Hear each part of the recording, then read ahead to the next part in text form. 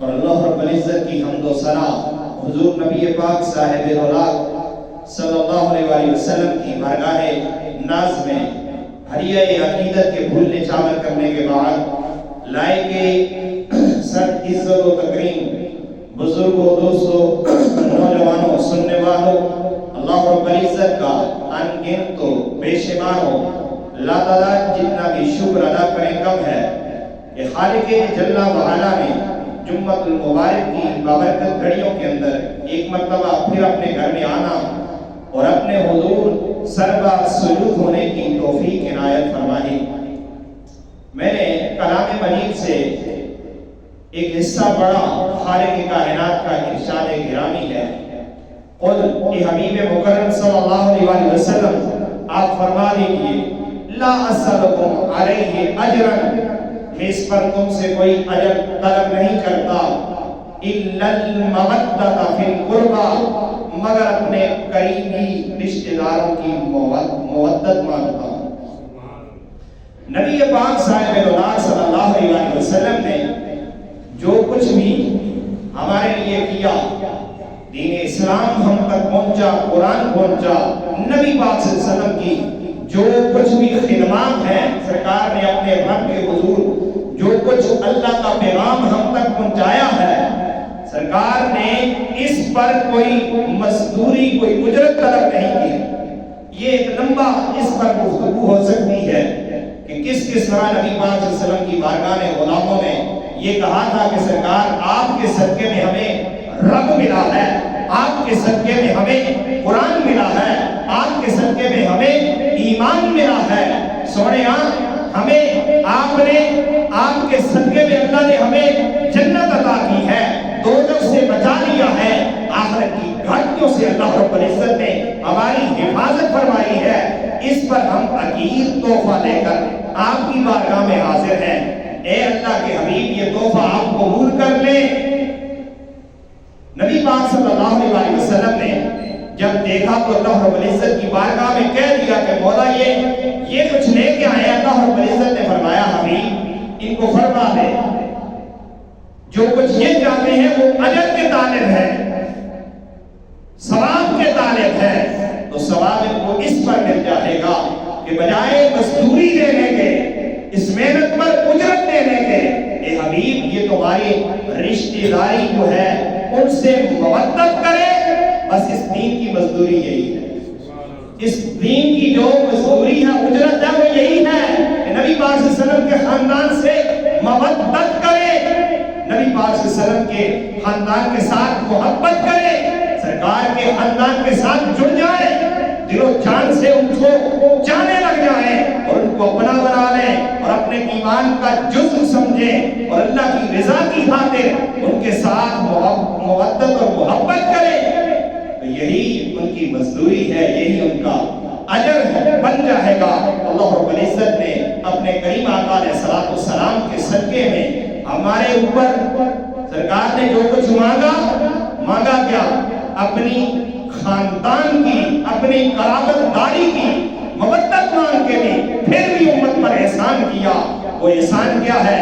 امت نبی کے خاندان سے مودت کرتی ہے اور اللہ رب العزت اس کے بدلے میں امت کی بخشش فرماتا ہے، امت کو جنت کا حقدار بناتا ہے۔ اس لیے آج کا جو دن ہے 5 شعبان المعظم ہے، سیدنا امام علی مقام امام حسین رضی اللہ تعالیٰ عنہ کی ولادت باسعادت کا دن ہے۔ اس لحاظ سے میں نے چند جملے سیدنا امام حسین رضی اللہ تعالیٰ عنہ کی بارگاہ میں کہنے کے لیے اتنی باتیں، اتنی تمہید باندھی۔ سیدنا امام علی مقام کون ہستی ہے؟ سیدنا امام حسین رضی اللہ تعالیٰ عنہ وہ کون سی شخصیت ہے جس کے بارے میں ہم کیا کہہ سکتے ہیں؟ جن کو خدا بھی اپنا محبوب بناتا ہے، جن کو مصطفیٰ بھی اپنا محبوب بناتے ہیں، جن کو صدیق اکبر، فاروق اعظم، عثمان غنی، مولا کائنات، جمیع اصحاب رسول، جمیع اولاد رسول اپنا محبوب بناتے ہیں، تو پھر ہمیں بھی انہیں اپنا محبوب بنانا چاہیے، سرکار کی سنت پر عمل کرتے ہوئے کو تھامتے ہوئے حسنین سے محبت کرنی پڑے گی، سنت فاروقی پر عمل کرتے ہوئے حسنین سے محبت اور محبت کرنی ہوگی، سنت ذوالنورین پر عمل کرتے ہوئے حسنین کریمین کے ساتھ محبت کرنی پڑے گی، اور سنت مولا کائنات کے ساتھ وابستہ ہونے کے لیے یہ ضروری ہے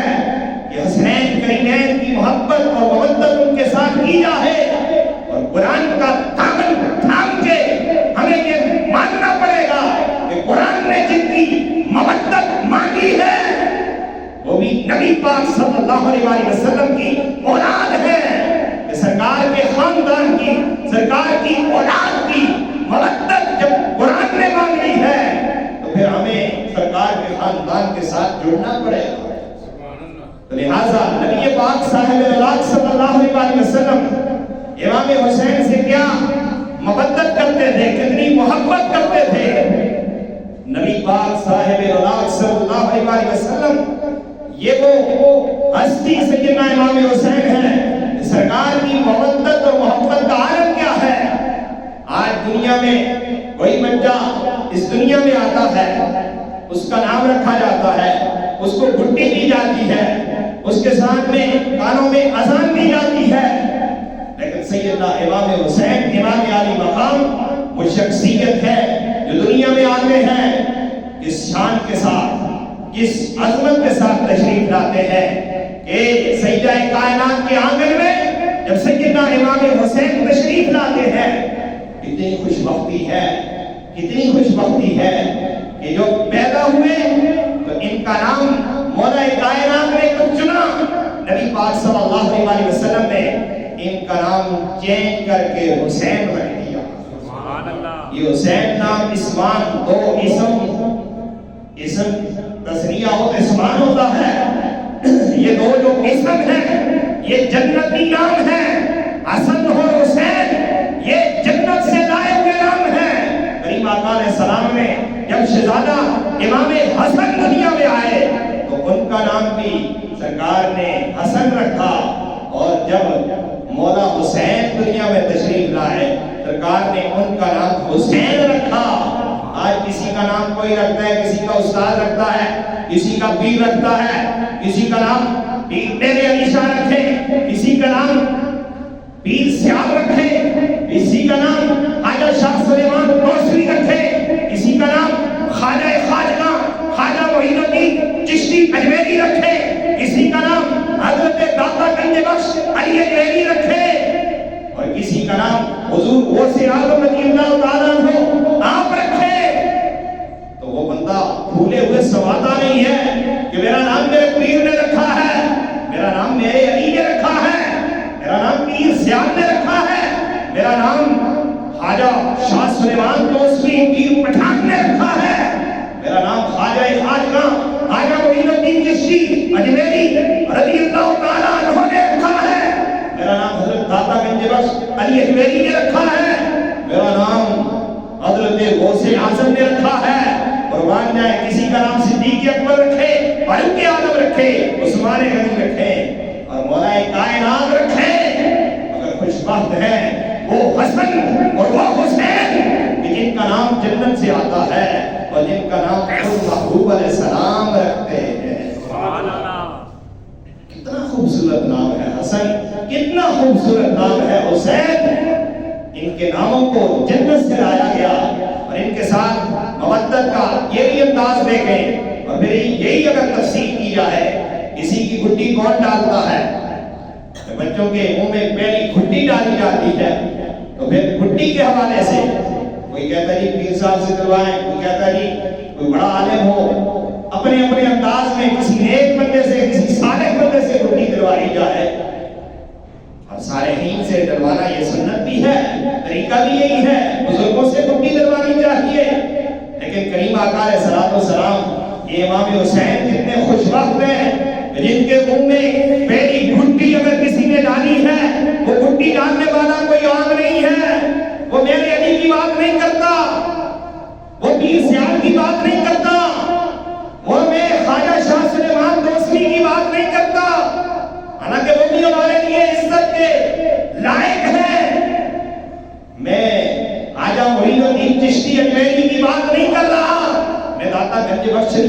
کی بات نہیں کر رہا، میں سیدنا مولا کائنات علی المرتضیٰ کی بات نہیں کر رہا، میں عثمان ذوالنورین کی بات نہیں کر رہا، میں سیدنا فاروق اعظم کی بات نہیں کر رہا، میں سیدنا صدیق اکبر کی بات نہیں کر رہا، میں بات کر رہا ہوں جن کے صدقے کائنات بنی ہے، جن کے صدقے میں اللہ رب العزت نے ساری کائنات کو سجایا ہے، اور نبی پاک صاحب صلی اللہ علیہ وسلم کے صدقے میں اللہ نے نبیوں کو نبوت دی ہے، رسولوں کو رسالت دی ہے، ولیوں کو ولایت دی ہے، لوگوں کو ہدایت دی ہے، یہ نبی کا صدقہ ہے۔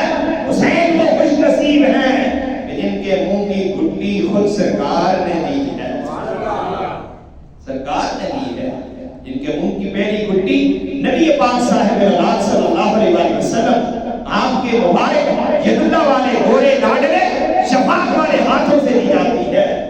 اور پھر یہی امام غالی مقام سیدنا امام حسین رضی اللہ تعالیٰ عنہ، آپ کتنے خوش بخت ہیں، ان کی خوش بختی، انہوں نے سرکار کی بارگاہ میں سرکار کے ساتھ رہے، سرکار ان کو سینے سے چمٹاتے تھے، سینے سے لگاتے تھے، نبی پاک صلی اللہ علیہ وسلم ان کو چوما کرتے تھے، سرکار دو عالم صلی اللہ علیہ وسلم ان کو سونگا بھی کرتے تھے۔ چومنے کی بات کو سمجھ آتی ہے بچوں کو چومنا، سونگنے کی سمجھ نہیں آ رہی تھی کہ سونگتے کیوں تھے، چومتے تو تھے، سونگنے کا کیا مطلب ہے؟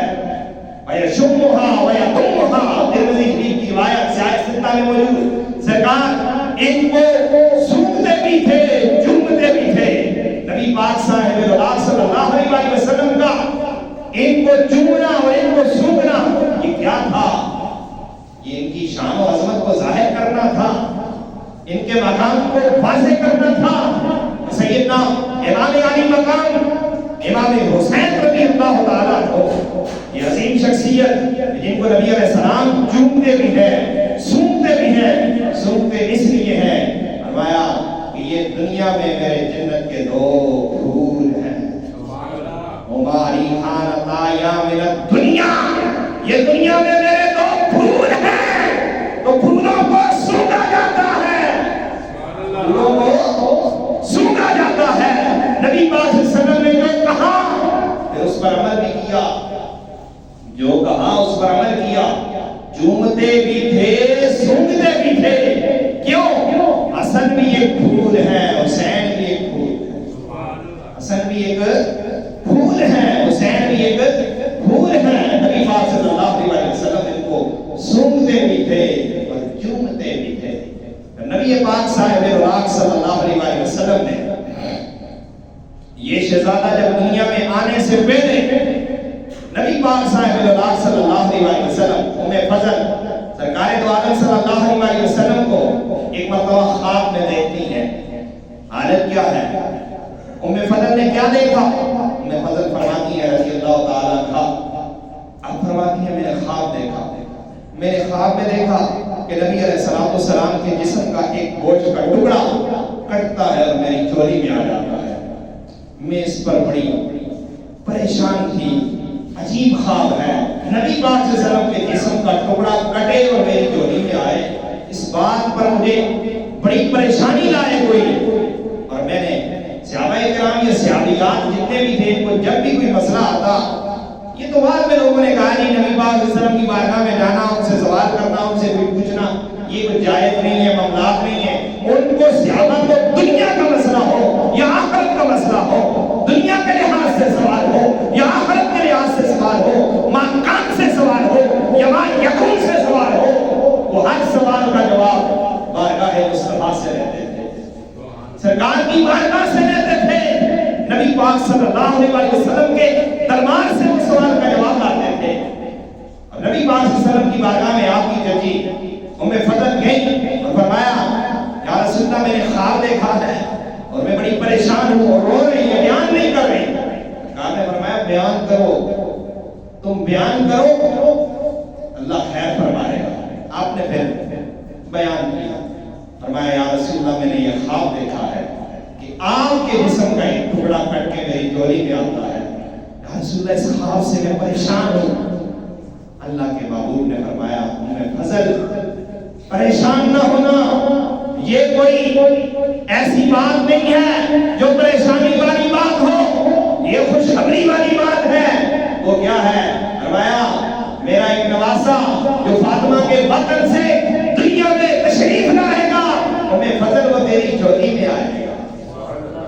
یہ امام حسین کی ولادت سے پہلے کا وہ خواب انہیں فضل نے بیان کیا اور سرکار نے اس پر مبارک دی۔ فرمایا یہ پریشانی کی بات نہیں ہے،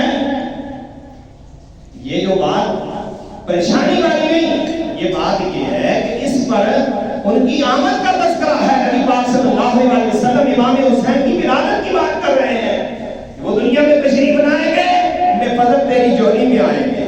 خوش وقت ہے وہ جولی، وہ حسین جو گود مصطفیٰ میں کھیلتے رہے، وہ حسین فضل کی جولی میں گئے۔ وہ جولی بھی کتنی خوش وقت جولی ہے کہ جس کو یہ شان ملی ہے کہ حسین کی گودی میں گئے اور ان کی جھولی میں گئے، اور ان کو پھر لازم بات ہے سرکار کے اٹھتے تھے، انہیں فضل نے بھی چوما، انہوں نے بھی پیار کیا، انہوں نے بھی محبت اور محبت کا وہ انداز کیا۔ اب آپ اندازہ کریں کہ نبی پاک صاحب اللہ صلی اللہ علیہ وسلم ان کے ساتھ کتنی محبت اور محبت کرتے تھے۔ سرکار نے فرمایا حسین منی وانا من حسین احب اللہ من احب حسین۔ نبی پاک صلی اللہ علیہ وسلم نے فرمایا حسین مجھ سے ہے اور میں حسین سے ہوں۔ اللہ اس سے محبت کرے جو حسین سے محبت کرے۔ اس کا یہ مطلب ہرگز کوئی نہ رہے دائیں بائیں لوگوں کے ذہن میں غلط باتیں جاتی ہیں، کوئی صحابہ کوئی بھی سامنا صحابہ کے ان پر اہل سنت کا یہ سٹیج، اہل سنت کی یہ ممبر، اہل سنت کی یہ مساجد، اس میں واضح بات ہے کہ ہم صحابہ کے بھی غلام ہیں، ہم اہل بیت کے بھی غلام ہیں، ہم دونوں کے ساتھ مودت اور محبت کو رکھنے والے ہیں۔ کچھ لوگ صحابہ کی آڑ میں آگے اہل بیت سے دور ہوتے جا رہے ہیں، اور کچھ لوگ اہل بیت کی آڑ میں آگے صحابہ کرام سے دور ہوتے ہیں۔ ہم وہ اہل سنت ہیں، نہ صحابہ کا دامن چھوڑتے ہیں نہ اہل بیت کا دامن چھوڑتے ہیں، دونوں کے ساتھ جڑے ہوئے ہیں۔ ہماری محبت سرکار کی آل کے ساتھ بھی وابستہ ہے، سرکار کے اصحاب کے ساتھ بھی وابستہ ہے۔ ہم سب کا دل و جان سے ادب احترام کرنے والے ہیں۔ ہم جب بھی بات کرتے ہیں صحابہ کی تو عزت کے ساتھ بات کرتے ہیں، جب بھی اہل بیت کی بات کرتے ہیں تو عزت کے ساتھ بات کرتے ہیں۔ کیوں کرتے ہیں؟ ان دونوں کو عزت ملی ہی در رسول سے ہے، ان دونوں کو عزت ملی ہی، اب بولیں ان دونوں کو عزت ملی ہی در رسول سے ہے۔ جب اب دیکھنا یہ بھی ہے کہ مودت اور محبت دونوں کے ساتھ کیوں ہے؟ صحابہ کی نسبت کس کے ساتھ ہے؟ رسول، لفظ میں کہتا جاؤں گا، کس کے ساتھ ہے؟ رسول کے ساتھ۔ اہل بیت کی وہ نسبت کس کے ساتھ ہے؟ رسول کے ساتھ۔ ازواج کی نسبت کس کے ساتھ ہے؟ رسول کے ساتھ۔ کچھ لوگ ازواج مطہرات پر بھی انگلیاں اٹھاتے ہیں، لیکن اہل سنت سبھی کا ادب کرتے ہیں۔ کیوں؟ نسبت ایک ہے، نسبت صحابہ کی نسبت رسول ہے، اہل بیت کی نسبت بولیں یار، اہل بیت کی نسبت رسول ہے، ازواج کی نسبت رسول ہے۔ جب سب کی نسبت رسول ہے تو پھر سب کی محبت بھی رسول کی محبت ہے۔ جن کی نسبت ایک ہے ان کی محبت بھی ایک ہے۔ اگر نسبت ایک نہ ہوتی تو محبت ایک نہ ہوتی۔ لہذا صحابہ کا جانے والا صحیح بندہ کبھی اہل بیت کا دشمن نہیں ہو سکتا، اور اہل بیت کا صحیح جانے والا کبھی صحابہ کا منکر نہیں ہو سکتا، اور صحابہ والے بیت کا جانے والا کبھی ازواج مطہرات کے بارے میں بات نہیں کر سکتا، کوئی غلط انگلی نہیں اٹھا سکتا۔ اس لیے ان تینوں کی محبت کا مرکز اور محور ذات رسول ہے۔ کیا ہے؟ ذات رسول ہے۔ جب سب کی محبت کا مرکز ہی ایک ہے، محبت کا مرکز ہی ایک ہے، تو پھر سب کی محبت بھی ایک ہے۔ نبی پاک صاحب اللہ علیہ وسلم نے فرمایا، کیا فرمایا؟ فرمایا حسین پاک رضی اللہ تعالیٰ عنہ کے حوالے سے کہ اللہ اللہم انی احبہ، اے اللہ میں حسین سے محبت کرتا ہوں، واحبہ، اے اللہ تو اس سے محبت فرما۔ آئے کیا بات ہے، نبی پاک صلی اللہ علیہ وسلم کیا کہتے ہیں، اے اللہ میں حسین سے محبت کرتا ہوں، اللہ تو بھی اس سے محبت فرما۔ نبی پاک دعا مانگ رہے ہیں، کیا دعا مانگ رہے ہیں، اللہ میں محبت کرتا ہوں، تو رب اس سے محبت فرما۔ وَأَحِبَّ مَن يُحِبُّهُمَا، اے اللہ تو اس سے بھی محبت فرما جو اس سے محبت کرے، جو ان سے محبت کرے اس سے بھی محبت فرما۔ پتہ کیا کرا نبی پاک صلی اللہ علیہ وسلم نے دعا دے دی ہے اس بندے کو جو حسین سے محبت کرتا ہے، لازم بات ہے کہ اللہ بھی اس سے محبت کرتا ہے۔ نبی پاک نے مانگی ہے دعا، کیا نبی پاک کی دعا قبول نہیں ہوئی؟ تو پھر جو اللہ کا معبود بننا چاہتا ہے اسے چاہیے کہ حضور کے نواسوں سے محبت کرے۔ ایک تو یہ بات، اسی طرح امام حسن اور حسین دونوں کے حوالے سے نبی پاک صلی اللہ علیہ وسلم نے فرمایا، یا اللہ میں ان دونوں سے محبت کرتا ہوں، اللہ تم ان دونوں سے محبت کر، یا اللہ جو ان دونوں سے محبت کرے تم ان سے بھی محبت کر۔ جو اللہ کی محبت کا متلاشی ہے ہمارے رسول سے، جس کے لیے حضور نے خود محبت اللہ کی مانگی ہے، وہ وہی ہے جو حسین سے محبت کرتا ہے، جو حسین اور حسن کے ساتھ جڑ جاتا ہے۔ اس لیے ہمیں آج بھی ضرورت یہ ہے کہ ہم آل بیت کے ساتھ بھی جڑ جائیں، صحابہ کے ساتھ بھی جڑ جائیں، ازواج مطہرات کے ساتھ بھی جڑ جائیں، قرآن و سنت کا دامن تھامتے ہوئے نبی پاک صاحب اللہ علیہ وسلم نے دیکھیں صحابہ اکرام کے حوالے سے سرکار نے کتنے صحابہ کو جنت کی ٹکٹیں عطا کی۔ یہ بھی نبی پاک صلی اللہ علیہ وسلم صاحب اختیار تھے۔ دنیا میں کہتے ہیں ابو بکر فی الجنہ، عمر فی الجنہ، عثمان فی الجنہ، علی فی الجنہ، عشرہ مبشرہ کے 10 صحابہ کے نام لے کے میرے آقا نے ان کو جنت عطا کر دی۔ جنت کی بات کی ہے سرکار نے، ابو بکر جنت میں ہے، عمر جنت میں ہے، عثمان جنت میں ہے، علی جنت میں ہے، طلحہ زبیر باقی سب کے نام لے کے نبی پاک صلی اللہ علیہ وسلم نے بیان کر دیا۔ یہ سب کیا ہے؟ 10 کے نام لیے یہ جنتی ہے، نام لے کے بات کرتا ہوں، باقی صحابہ تو سارے ہی جنتی ہیں۔ اب تیری سبحان اللہ اس پر بھی نہیں ہے، اس صحابہ کی بات کرتا ہوں، دنیا والوں کی بات نہیں کرتا، اصحاب رسول کی بات کرتا ہوں۔ صحابہ سارے ہی جنتی ہیں، صحابہ سارے ہی جنتی ہیں۔ ایک بات ان میں بقی ہے، صحابہ سارے ہی جنتی ہیں۔ نبی پاک کے صحابہ اور جنتی نہ ہو یہ کیسے ہو سکتا ہے؟ سرکار کے صحابی جنتی نہ ہو یہ کیسے ہو سکتا ہے؟ صحبت رسول میں رہے اور جنتی نہ ہو یہ نہیں ہو سکتا۔ نبی پاک کے جملہ صاحب سب جنتی ہیں۔ اور پھر نبی پاک صاحب اللہ علیہ وسلم نے کیا فرمایا امام حسن اور حسین کے بارے میں؟ جنت میں ہر کوئی جانا چاہتا ہے جی، اور جنت میں عمر کتنی ہوگی یہ بھی آپ اندازہ کریں۔ نوجوان جائیں گے، 33 سالہ نوجوان جنت میں جائیں گے جی، ان جوانوں کے سردار کون ہوں گے؟ یہ بات سوچنے والی ہے۔ نبی پاک صلی اللہ علیہ وسلم نے فرمایا الحسن والحسین سیدہ شباب اہل الجنہ۔ سرکار نے فرما دیا حسن اور حسین جنتی نوجوانوں کے سردار۔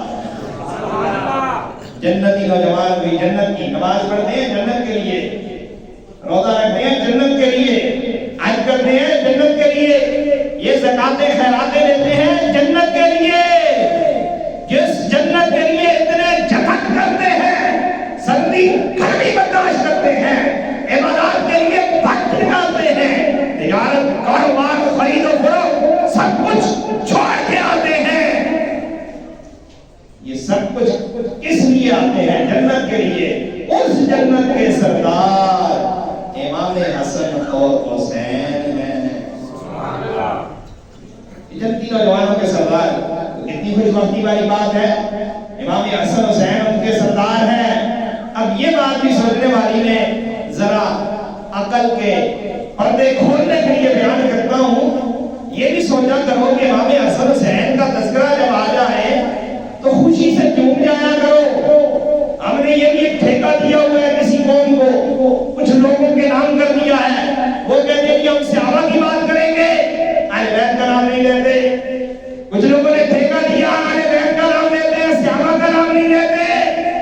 میں نے کہا ٹھیکے نہ لے، بات کرنی ہے وہ بات کر جو رسول نے کی ہے، اصحاب کو بھی رسول نے عزت دی ہے، اور صحابہ کرام کو بھی اور آل بیت کرام کو بھی میرے آقا نے عزت دی ہے۔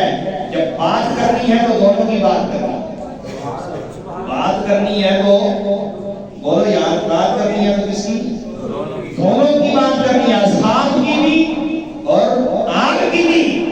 نبی کی آل جیسا بھی کوئی نہیں ہے، نبی کی اصحاب جیسا بھی کوئی نہیں ہے۔ سبحان اللہ۔ نبی پاک صلی اللہ علیہ وسلم کے ساتھ نسبت ہو گئی، جب نسبت سرکار کے ساتھ ہو گئی تو پھر نسبت کو ہم نے قائم رکھنا ہے۔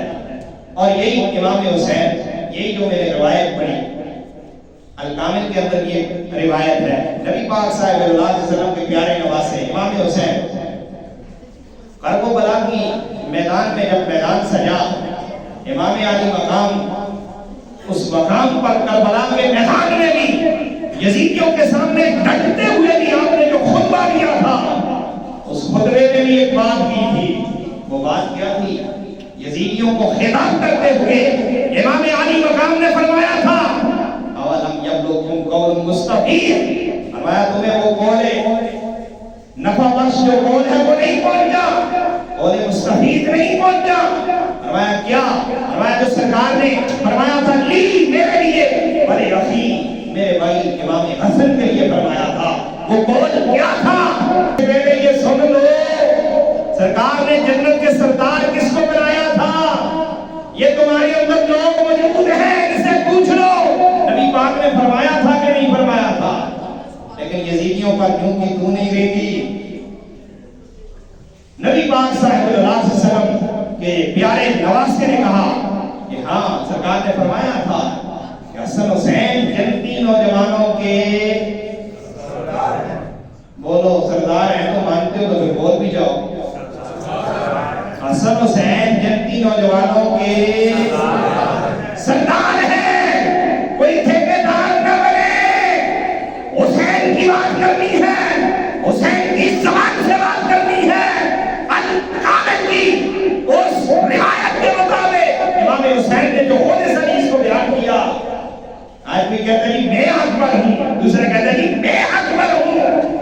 امام حسین نے جس کو حق پر کہا، فرمایا وَقُرَّةُ عَيْنِ اہل سنہ، کسی کا نام نہیں لیا، فرمایا حسن حسین جنتی نوجوانوں کے سردار ہیں اور اہل سنت و جماعت کی آنکھوں کی ٹھنڈک ہے۔ کسی کے فرقے کا نام ہے تو بتا دے۔ کوئی کہتا ہے کہ میں سچا ہوں، میں نے کہا تو سچا ہے، حسین کی زبان سے تیرا نام نہیں آیا، حسین کی زبان سے دوسرا کہتا ہے سچا، میں نے کہا تیرا نام بھی نہیں آیا۔ حسین کی زبان سے قلب و بلا کے اس میدان میں جس حسین نے اپنا سب کچھ کنبہ دیا، قبیلہ دیا، خاندان دیا، سب کچھ قربان کر دیا، یزید کے ہاتھ پر بیعت نہ کی، وہ حسین جس جماعت کا نام لیتا ہے اس جماعت کا نام اہل سنت ہے، اور الحمدللہ ہمارے سنت ہے، الحمدللہ۔ اس لیے ہم حسینی ہیں، حسین کا مشن ہی اہل سنت ہے، لہٰذا ہمیں اہل سنت کے ساتھ حسین پاک کے مشن کے ساتھ جڑنا ہوگا اور اس معاملے کو آگے بڑھانا ہوگا اور ان کی محبت اور محبت کی طرف آنا ہوگا۔ کسی ٹھیکیدار کی ہم نہیں سنیں گے، ہم صحابہ سے بھی محبت کرتے ہیں، ہم آل بیت سے بھی محبت کرتے ہیں۔ کیوں کرتے ہیں؟ یہ محبت اللہ کے قرب کا ذریعہ ہے۔ اللہ رب العزت